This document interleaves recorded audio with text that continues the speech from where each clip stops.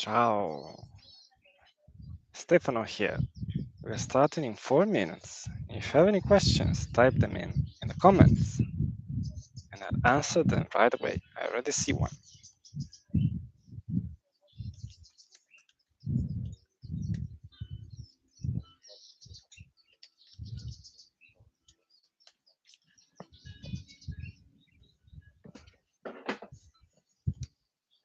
Enjoy the view.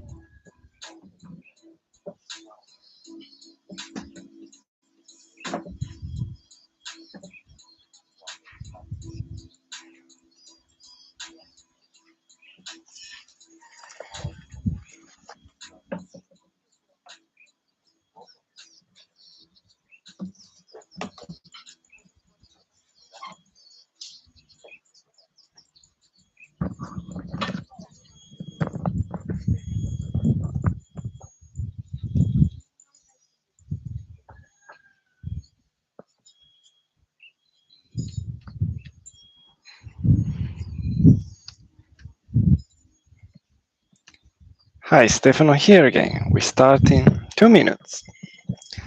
If you have any questions, type them in the comments and I'll answer them right away.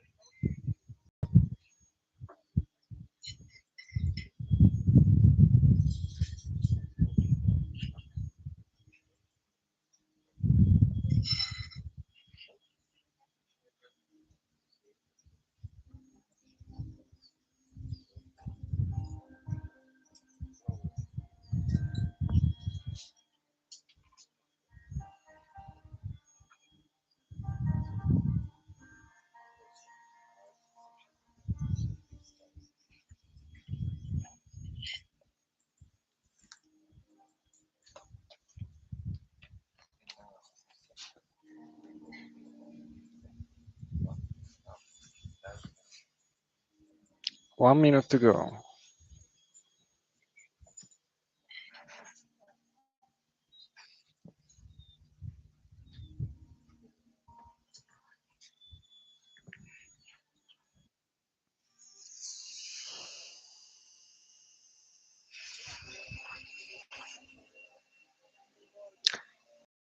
I am here in a secret location, but I must disclose it because someone just asked me about it. Mariella, where are you calling from? I'm in Bali, Indonesia. I'm, well, as a nomad, I move often, and now I happen to be here. I'm in the middle of rice fields, very common here. Ciao, hi, my name is Stefano. I'm an Italian language tutor, course author, and polyglot. Today, I'll share with you my best tips to learn languages fast and answer any questions you may have about learning Italian, about Italy in general, learning languages in general. about me, if I can answer. Mariella, yes, it is. Well, no wonder so many tourists come here on holiday. Uh, it's a bit different when you live here, but still, yes. If you have any questions, you type them in the comments, and I'll answer them right away. Don't wait until the end. You can answer them in Italian, in English. If you want to show off your Italian, feel free to do so.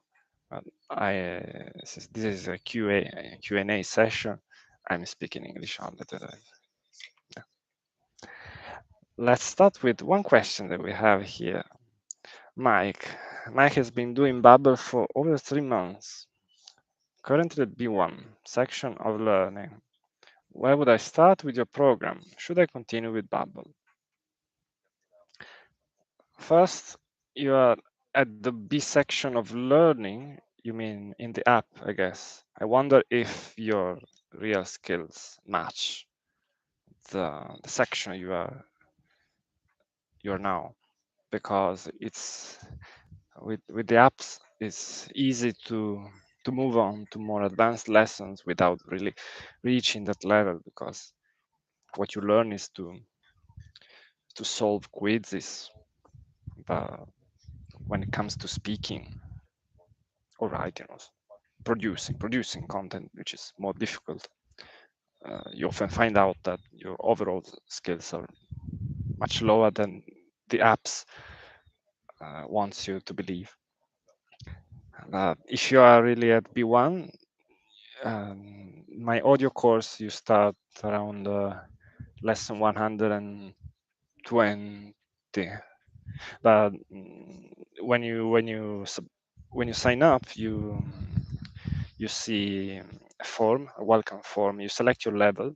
If you select B1, you are taken to lessons that match your level. And since my course is all about listening and speaking, typically people feel that it's more difficult than expected, because usually most of the study time, if you use apps, is spent solving quizzes, translating, playing games, but nobody speaks unless they're prompt to. That's rare in language apps, and that's why typically people start at a lower level. If you're B1 in, let's say that you know B1 grammar, but then you try my B1 lessons and find out that you can't keep up the pace. That's normal. You start a bit lower. If you can continue with Babbel, yes, I'm not jealous. I'm not jealous. To me, as a learner and as a tutor, it's more valuable the study time that you spend speaking. That's why if you had to choose, if you only had half an hour, 1 hour to spend, I would give priority to speaking. That's what my courses allow you to do. But for the sake of variety, you can also use other materials. Could be any app, could be Babbel, what, Duolingo, Mondly, all those things. It's better than doing nothing. Mariella took a B1 exam 2 years ago to get her Italian citizenship test as a spouse. As a Spanish native speaker, English teacher, Mariella agrees. I'm relieved. But there are some teachers, especially veterans, senior teachers, more on the old side, who have a higher esteem of the grammar translation method. It could be good for some things. If you want to be good at translating, for example. So usually people learn languages to speak with people. Makes sense to speak, to learn it.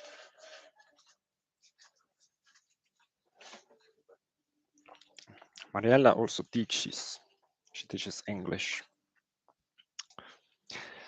Mike. Mike is retired and have many hours per day. Then depending on your pension, if you have money, the fastest way to master a language is to speak with someone. If you can afford it, take one-to-one tutoring online. That's what I also do. When I learn a language, I take 2, 3 one-to-one classes on Skype or any video call software. That's the fastest way. Then, as a supplement, I also take self-study courses. Yeah, they're all substitutes for talking to someone. If you have time, yes, you can make a schedule, build up a schedule with a bit of speaking, reading, writing, listening. Ideally, and that's the tip I share in this live stream, is that you should be turning all your study time into speaking time. If you're reading, read it aloud. If you're writing, read aloud what you're writing. Repeat it to yourself. If you're listening, repeat.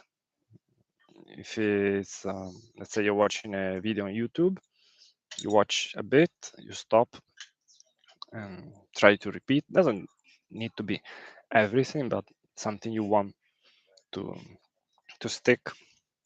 Also, taking notes and reading out what you're writing is useful.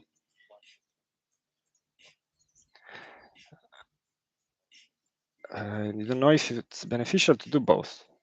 Yes, the more you do, in theory, yes, the better.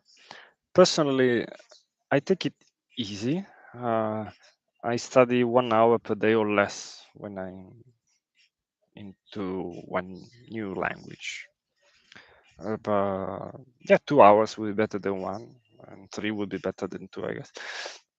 If anything, I expect the additional benefit to be marginally lower. So the difference between 0 and 1 is very high. 1, 2 is also good, then less and less. Oh. Especially at the beginning, because you're not ready to absorb what you hear, what you see. I remember when I visited a country that speaks the language that I was learning, and all of a sudden I found myself immersed. That's what they call it, language immersion. I was talking to people intensively, conversations in that language only for 2-3 hours within a group, and I felt dizzy. But that's a good sign. It means you're. It's like when you do exercise, then it hurts, but that's part of the process. Mike's wife speaks fluent Italian. Has been speaking with him at a lower level and seems to help. Yes, if your wife is patient enough, that's an excellent way to practice. Mike can do about 4 hours per day. Well, that's a lot. I would do, and I've never done that because I never had any reason to study that much. Maybe only in a few cases for a short time. Well, anyway, you could do a speaking. Let's say the speaking is it's more important. You want to do more of it. You could do a speaking session in the morning, one in the afternoon. One could be my audio course. One could be a one-to-one tutoring session. for example.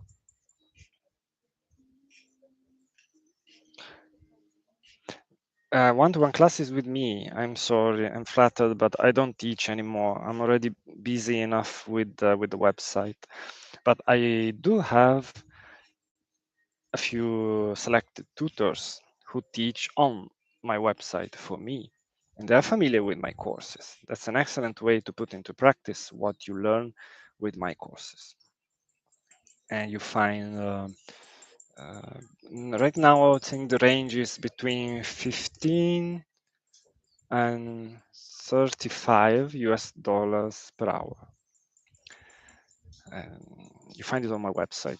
Yeah. After you sign up on your user dashboard, you see a button, live tutoring, and you can see the tutors' profiles and the prices. A good pace is at least twice a week. Ideally, you should be speaking with someone every day. Personally, I take one lesson on day one, and on day two, I review the chat, the corrections, the, the new words that my tutor types in the comments for me, and I take notes and review. And on day three, I take another lesson. That's a good pace, but only because I'm short. I was especially in the past. I was short on money, but ideally, if that hadn't been a problem, I would have taken lessons every day. I would literally hire someone to sit on my side and talk to me all the day. Um, Mike will be traveling to Italy to see his family next June. Oh, there's plenty of time. You can reach intermediate or even higher, intermediate level or higher by next June. Mariella, yes, yeah, lesson. Well, if you feel it's too hard, you go back a bit. As a Spanish speaker, it should be quite easy to keep up the pace because there are many similarities with Italian between Italian and Spanish, and nothing is no lessons will be no lesson will be completely new to you. Buon Natale. Yes, it's Christmas. I don't feel it. I don't feel it, especially here because it's hot. But yeah, well, in general, Mike, if I want to sign up for your audio course, at least I do that 1 2 hours per day. Yes, you'll be able to speak more than somewhat by next June. Yes, for sure. One lesson of my course uh, is completed in less than 30 minutes. You could take, I recommend sleeping between two lessons because that's when you elaborate, you process the new information, and you could say memorize. I don't like this word, but you fix your memories, let's say. But you can also do one in the morning, one in the evening, afternoon, or you could take the same one. Or I have two libraries of lessons. One is the audio course. That's my signature course. If you have to choose one, do that. But I also have a library of bilingual readings with audio, and that's also good material to see language in action.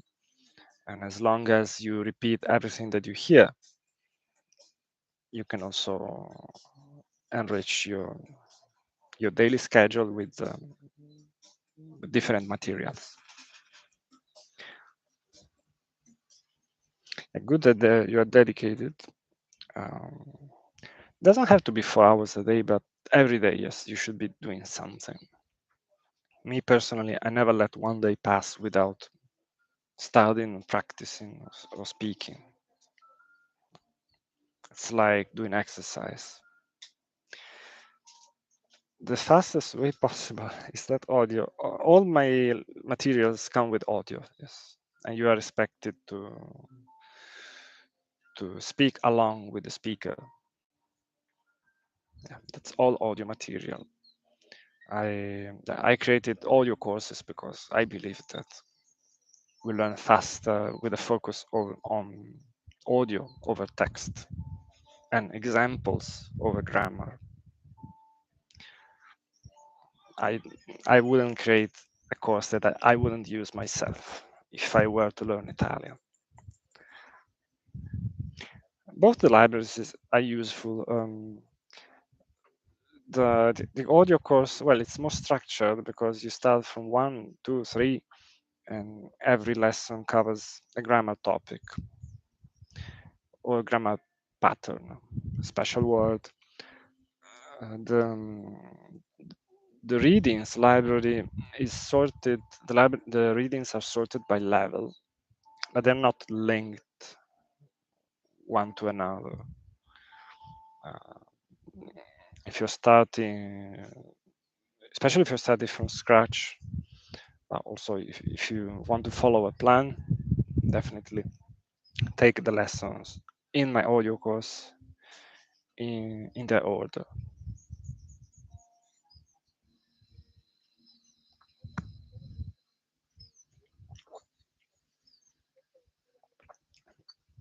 Good that you're excited. Bubble doesn't seem to be working fast enough. Um, well, first, it's a matter of expectations. I don't know what yours are. I have a study time calculator on my website. You also find the link in your user dashboard after you sign up. But you can also try it um, as a guest. I'm pasting the URL here. And a few clicks, you get an idea. Don't take it literally, but an idea, an estimate of how long it will take you to reach your target level based on a few factors. I try to keep it simple, but still, it's not a research tool, but it should make sense. It's free. It takes 3 minutes to take it. And then fast enough. Well, I don't know anyone who has become fluent only with language apps. Not because then, not necessarily because they're not designed correctly. Some are also, some are just, I wouldn't use them in any case, but some are good. But you still need to put in practice what you covered in your lessons, and no course can teach you all the aspects of a language. So I wouldn't necessarily blame that. Me personally, I don't use it, and I don't really use almost any app. I only, if you call it an app, I use audio materials. I'm a big fan of Pimsleur, and I used Glossica when it was an MP3 course. Now it has turned into an app, has lost some focus on speaking. Other apps, I wouldn't spend time personally. Even Duolingo, that is widely blamed. There's nothing wrong with Duolingo. It's that people go through the whole learning tree without uttering a word or talking to anyone, and you can expect to be able to speak the language that way. Able to speak someone in your yeah, don't worry. Next June you'll be much better than you think, probably.